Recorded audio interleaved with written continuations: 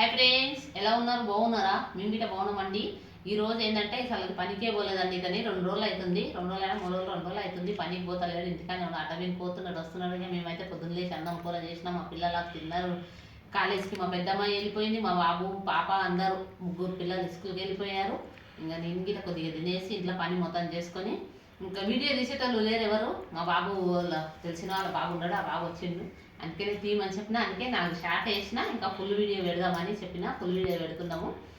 నాకు మధ్యాహ్నం పూట ఒకదానే ఉంటా వీడియో ట్రైపాడ్ తెచ్చుకొని వీడియో వేసుకుంటే బాగుంటుంది. ఇంకా ఏంటంటే ఇంకా దాని పనికి వెళ్ళకపోతే నువ్వు చెప్పండి. హాయ్ ఫ్రెండ్స్, ఎలా ఉన్నారు? బాగున్నారా? నేనండి అటమిక్ పోయినండి పని దొరకట్లేదు. అది కాడేమో చేసిందండి కదా, చూపిస్తాడు కాడు చెప్పు.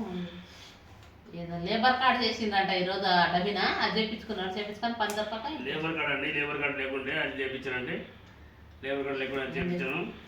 2 రోజుల గురించి నిన్న ఈరోజు పని చేయదండి. ఒక ఆయన కాడ పని చేస్తే డబ్బులు ఇవ్వలేదు. ఇంకా ఇస్తా అంటున్నాడు, ఇంకా ఇవ్వలేదు. రేపటికి వేరే వాళ్ళని అడిగిన దోస్తుల్ని వాళ్ళు ఇట్లా మాకు సాయంత్రం చెప్తాను పనికి. ఇక్కడ నెలలండి చాలా ఇబ్బంది అవుతుంది, చాలా ప్రాబ్లం అవుతుంది. ఇల్లు ఇక్కడ కట్టడానికి ఉంది, పిల్లల ఫీజులు కట్టాలి, అన్నీ కట్టాలి, అన్ని ప్రాబ్లం అవుతుంది.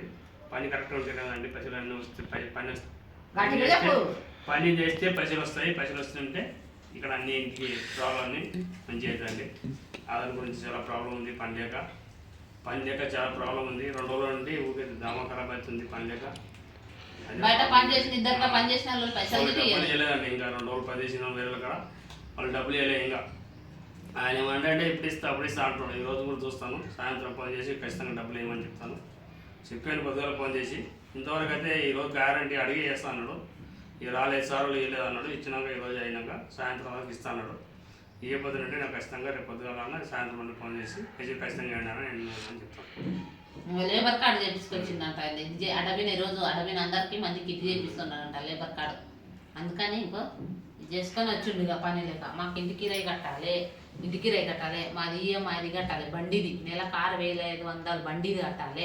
మళ్ళీ ఇంటికి రై ఎంత మాకు తెలుసా? 7,000 బండిది ఇంటికి రై కట్టాలి.